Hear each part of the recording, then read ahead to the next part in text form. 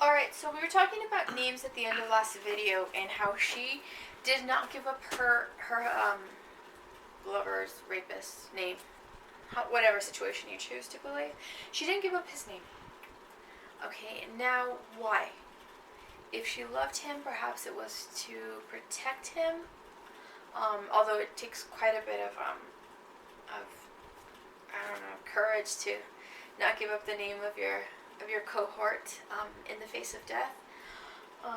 Maybe it was to bring less shame onto the family. Maybe it was to save another family heartache. It's just something that she decided to do. Okay, so this is the importance, though, of names, right? And we've talked about how important names are. They identify us, that when we give names to somebody, we have power over them. Okay, how important it is for people to get our names right. Okay, so that's something to think about as we continue with the story. 3355. Remember I told you that this family is living within other families, right, in China, and it is a tribe. Okay, I want to call it a tribe. I don't necessarily want to call it a village. Look at 3355. Why this is so dangerous. Why her aunt's actions were dangerous. If my aunt had betrayed the family at a time of large grain yields and peace, when many boys were born and wings were being built on many houses, perhaps she might have escaped such severe punishment. But the men, hungry, greedy, tired of planting in dry soil, had been forced to leave the village in order to send food money home. There were ghost plagues, bandit plagues, wars with the Chinese, floods. My Chinese brother and sister had died of unknown sickness. Adultery, perhaps only a mistake during good times, became a crime when village needed food. Right? So according to Chinese thought, whatever crime one commits isn't just crime against one's person, isn't just crime against one's family, it's crime against the entire community, which is why I tend to think of this more as a tribe. Okay, it's very tribal. Right? And because this crime was done against the community must come in and must take retribution. Right? And her family, you would think, I guess, not being very naive, you would think perhaps that her family would have taken her in, would have hidden her, would have sent her away, but obviously this didn't happen. We look at the bottom of 3355. Her family said, we're going to die. Death is coming, death is coming. Look at what you've done. You've killed us. Ghost, dead ghost, ghost. You've never been born. Okay, so when she's being called a ghost, that's in Chinese in Chinese thought, that's actually really powerful, because now as the family's saying, you've never been born, get out, you don't exist for us. Okay, and the Chinese believe in ghosts. They believe in vengeful ghosts and family ghosts, and familiar ghosts and stranger ghosts. And when offerings are given up to their ancestors who are dead, they have to give a proper offering to each of the ancestors, or else one of the ancestors might come and do something to the family. Okay, I don't know if I told you that in Chinese society, children are given milk names. I think they're called milk names when they're little, so that the vengeful ghosts won't come after them. They're jealous. Okay, so this is something they take incredibly seriously. This isn't just some ghost story that is told to children. They believe it. Okay. She ran into the fields far enough from the house that she could no longer hear their voices, and pressed herself against the earth, her own land no more. Okay, again, in exile, who's going to take a woman who is 9 months pregnant? Yeah, possibly nobody. And she labors, right? We find out that she labors, and she has a child in a pigsty. Okay, nobody wants to help her, so she goes and has the child hidden away in a pigsty. 3357. Full of milk, the little ghost, okay, her child's a ghost as well, slept. When it awoke, she hardened her breast against the milk that crying loosens. Toward morning, she picked up the baby and walked toward the well. Carrying the baby, the well shows loving. Otherwise, abandon it, turn its face into the mud. Mothers who love their children take them along. It was probably a girl. There is some hope of forgiveness for boys. Again. Okay, this idea that when gender is better than the other, and how she had a boy, maybe things would have been better. Not conductive to positivity. Don't tell anyone you had an aunt. Your father does not want to hear her name. She has never been born. I have believed that sex was unspeakable and words so strong and father so frail that aunt would do my father mysterious harm. I have thought my family, having settled among immigrants who had been their neighbors in the ancestral land, needed to clean their name, and a wrong word would incite the kinspeople even here. But there is more to this silence. They want me to participate in her punishment, and I have. In the 20 years since I've heard this story, I have not asked for details nor my aunt's name. I do not know it. People who can comfort the dead can also chase them to hurt them further. A reverse ancestor worship. Right. The real punishment was not the raid swiftly inflicted by the villagers, but the family's deliberate forgetting her. Her betrayal so maddened them, they saw to it that she would suffer forever, even after death. Always hungry, always needing, she would have to beg food from other ghosts to snatch and steal it from those whose living descendants had give them gifts. She would have to fight the ghost masses at the crossroads for a few buns, a few thoughtful citizens, leave to decoy her from the village and home so that the ancestral spirits could feast unharassed. At peace, they could act like gods, not like ghosts. Their descent lines providing them with paper suits and dresses, spirit money, paper houses, paper automobiles, chickens, meat, and rice into eternity, essences delivered up in smoke and flames, steam and incense rising from each rice bowl, in an attempt to make the Chinese care for people outside the family. Chairman Mao encourages us now to give our paper replicas to the spirits of outstanding soldiers and workers, no matter whose ancestors they might be. My aunt remains forever hungry. Goods are not distributed evenly among the dead.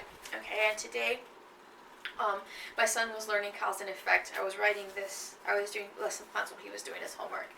And I thought about that when I got to this part, and I even put effect. What was the cause? You know, the woman was raped, and I fully believe that she was raped, and she was pregnant, and she got kicked out of the house. So she had her kid, and she and her child jumped into a well where they both died. Okay, that's the cause. What's the effect? She is never heard from again. She's never mentioned. Offerings are not offered up to her. So she is a vengeful ghost, and she is angry on the other side. And the narrator would know this because she is Chinese, and she has grown up with these stories.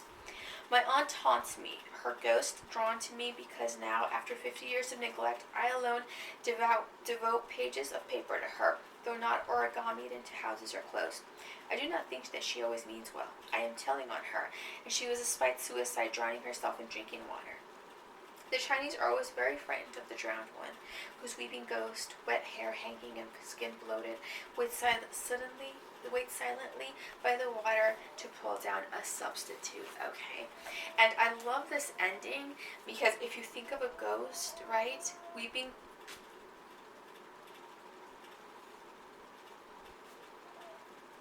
Alright, it's the same snoring dog. Because if you think of a ghost, right, sitting in the river, bloated, weeping, wanting to pull people in, what story around here do you think of? Joe, what story around here do you think of? La Llorona, right? Yeah, yes. La Llorona. It's interesting how all of our cultures sort of just blend into, hey, that's La Llorona, or in Japanese mythos, they probably have something similar as well, or hey, it's this woman, right? But we see that, right, and we see that the end to the story, it's very sad ending. It's a very open-ended ending, because she's like, what do we do? You know, we should maybe talk a bit more about her, give her agency, give her a name, but nobody wants to talk about her. Everybody wants to exile this woman, and it doesn't matter if the sex was consensual. It doesn't matter it doesn't matter whether she was consensual or she was raped. She died.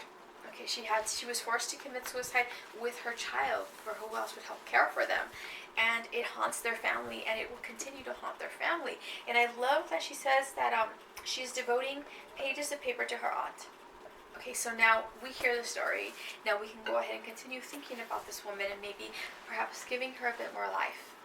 Okay, or I don't know, you could lay out a sacrifice to her. I don't know, whatever. It's up to you.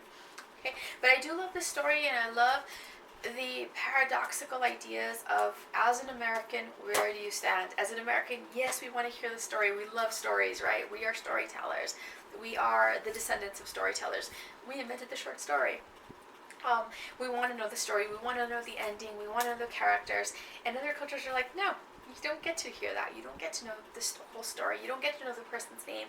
You don't know the background to it. So we have to make up our own. Okay, and I did want to end this semester with two different Chinese American stories, and not just Maxine Hong Kingston, but Amy Tan. And Amy Tan is probably the most decorated Chinese American writer. She just sort of jumped up to fame with the Joy Luck Club and has never let go. I highly recommend you read the Joy Luck Club if you haven't read it. The Bonesetter's Daughter is really good too, and then the Kitchen God one is good as well. She's a fantastic writer. She writes the way that we expect Chinese American writers to write, very flowery prose. And guys, I gotta get this dog. She's snoring. Okay, she writes. I'm sorry, I scared her. So she writes very flowery prose, and I really, really recommend you read Joy Luck Club. It's great. It's wonderful. It's great, and I really do. And this story that we're reading is actually a chapter from the Joy Luck Club. The Joy Luck Club follows the story of 4 women and their daughters. The women come from mainland China, immigrate to the United States, and each of them has had this tragedy in their life, or something where their life has been a constant upheaval. They come to the United States, they have daughters, and the daughters are doing what the narrator of the Kingston story does, which is sort of try to live life both as an American and as a first-generation Chinese American. It's very difficult for some of them. Right here, the girl's name is Jen, so we're just gonna call her Jen. They also call her June. She has to transcend both cultures, but there's another reason why it's even more important for her. Her mother had 2 baby daughters in China. The Japanese were invading, and she had to leave the babies on the side of the road, so she never figured out if they were alive or dead. You find out at the end of the book what happens to them, but that's something that she's kept in her mind. Okay, and her daughter knows about the little girls that were left and that might be dead. So let's look at 2 Kinds by Amy Tan. My mother believed you could be anything you wanted in America. You could open a restaurant. You could work for the government and get good retirement. You could buy a house with almost no money down. You could become rich. You could be instantly famous. Of course, you can be a prodigy too, my mother told me when I was 9. Right? And I love the way this begins because it is the hope, right, of immigration and immigrants. We talked about this through the entire semester. What do they want in the United States? They want the opportunities. Okay, they want to come here, they want to get jobs, they want to be able to provide for their family. In the jungle, what did the main character want? Come to the States, bring his family, have a nice house, earn more money, except it didn't quite work out for them. But for these characters in Amy Tan's novel, it does work for them, to a certain extent. Okay, so do remember that. Okay, her mom is an immigrant, but she believes that anything can be done in the United States, and that's something that we have covered this semester, right? It's this sort of idea, but this lady really, really does believe it. Her daughter, not so much. Let's look at the second page. Okay, so the page 2, I would call it 1B. At the beginning, I was just as excited as my mother, perhaps even more so. I pictured this prodigy part of me as many different images, and I tried each one on for size. I was a dainty ballerina girl standing by the curtain, waiting to hear the music that would send me floating on my tiptoes. I was like the Christ child lifted out of the straw manger, crying with holy indignity. I was Cinderella stepping from her pumpkin carriage, with sparkly cartoon music filling the air. In my imaginings, I was filled with a sense that I would soon become perfect. My mother and father would adore me. I would be beyond reproach. I would never feel the need to sulk or clamor for anything, but sometimes the prodigy in me became impatient. If you don't hurry up and get me out of here, I'm disappearing for good, it warned, and then you'll always be nothing. Okay, and the way this, her mom is trying to raise her is what we would call tiger parenting. Okay, I'm sure you all have heard of this. There's a book published not too long ago about it, and it's this idea, mainly in Asian households, where the children are just continually pushed to be the best. Okay, they're pushed. They are given very little encouragement. Okay, so this is something similar to what we would call now tiger parenting. Right, so she's going to become this great prodigy, right? And let's go to page, where did I go? Page 3, right here. So they're watching the Ed Sullivan show, and a little girl is playing piano, and the mom gets the idea. 3 days after watching the Ed Sullivan show, my mother told me what my schedule would be for piano lessons and piano practice. She had talked to Mr. Chong, who lived on the first floor of our apartment building. Mr. Chong was a retired piano teacher, and my mother had traded house cleaning services for weekly lessons and a piano for me to practice on every day, 2 hours a week from 4 to 6. Okay, so this is a great sacrifice for the mom. The mom is making a sacrifice for the child. And I first read The Joy Luck Club when I was in middle school, and I remember reading it and thinking to myself, oh my gosh, this mom is so overbearing, and she is just on her case. And now as a mother, I'm thinking to myself, my kids are ungrateful. They don't understand what the sacrifices we make. So it changes, okay? But she's making a great sacrifice for her daughter. Of course, a child isn't going to know. Kids don't know this, okay? Kids don't understand this. When my mother told me of this, I felt as if though I had been sent to hell. Okay, a little overreaction. I whined, then I kicked my foot a little when I couldn't stand it anymore. Why don't you like me the way I am? I cried. I'm not a genius. I can't play the piano, and even if I could, I wouldn't go on TV if you pay me $1 million. My mother slapped me. Who asked you to be genius? She shouted. Only ask you be your best for you sake. You think I want you to be genius? What for? Who asked you? So ungrateful. I heard her mutter in Chinese. If she had as much talent as she has temper, she'd be famous now. Right? So here we have, okay, of course, the stereotypical mother wanting to sacrifice to have the best for her child. Child doesn't understand. Kids, it's hard for kids to be grateful, okay? And I'll tell you that right now from experience, okay? And I've tried very hard for my kids not to grow up spoiled. It's very difficult because they are growing up quite spoiled like me. But it's very hard for them to be grateful. And as a parent, you sort of have to remember that. Remember that these are children. They're not little adults. Okay? And I can see where June is coming from here, the way she's reacting. Another thing that I wanted to point out with Amy Tan is the way she writes the way she writes the parents speaking. So right here, when the mother speaks, who asked you to be genius? Okay, she's writing it exactly the way that someone who learned English as a second language as an adult would speak. Okay, and I love it. I love how genuine it is. Okay, that she doesn't want to go in there and correct the grammar, right? When the mother says, who asked you to be genius? Only ask you be your best for you sake. You think I want you to be genius? What for? Who asked you? Okay, you see how it's choppy? You see how it does make sense, but grammatically it's not correct? Okay, and then in Chinese, it's perfect. It flows. It's beautiful. It's flowery. I love that. That's so genuine coming from Tan's work. Alright, so June doesn't want to play piano. And she's lazy, and she knows it too. Let's look at page 4. He taught me all these things, and that was how I also learned I could be lazy and get away with mistakes, lots of mistakes. If I hit the wrong notes because I hadn't practiced enough, I never corrected myself. I just kept playing in rhythm, and old Chong kept conducting his own private reverie. Alright, she doesn't try.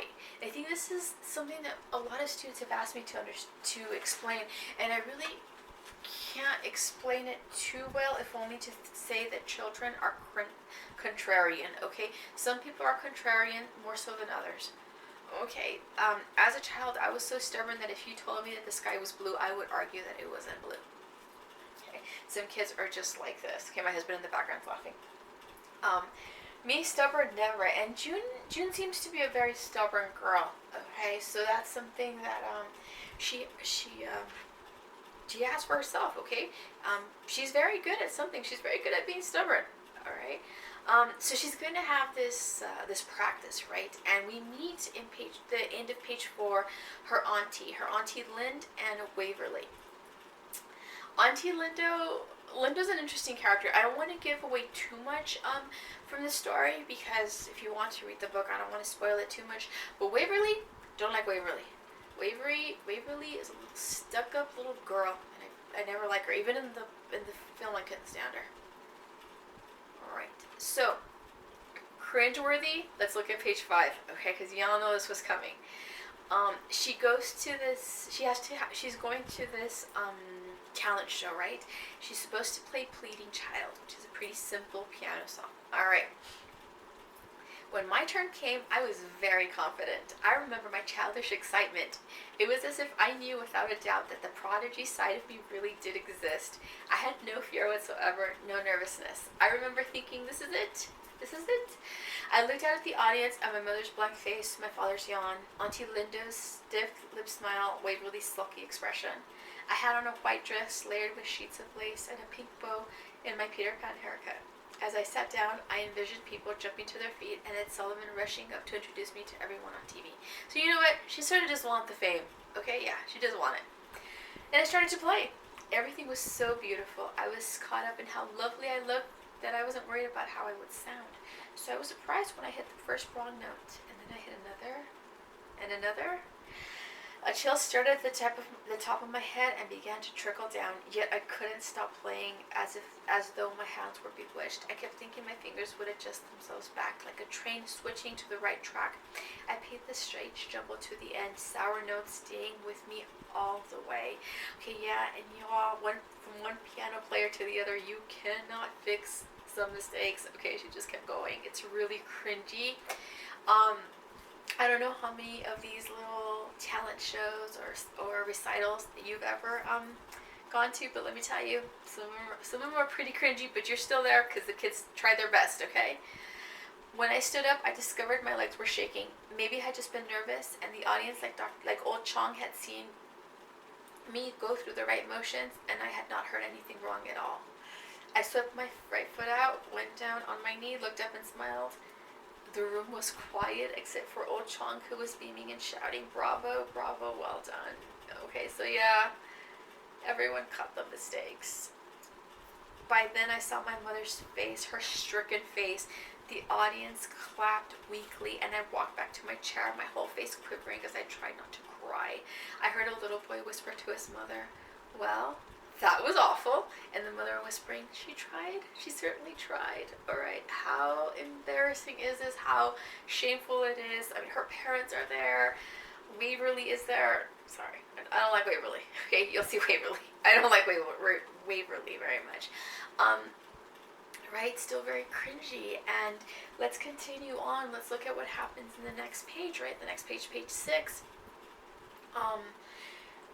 When we got on the bus to go home, my father was humming the Busy Bee tune, and my mother kept silent.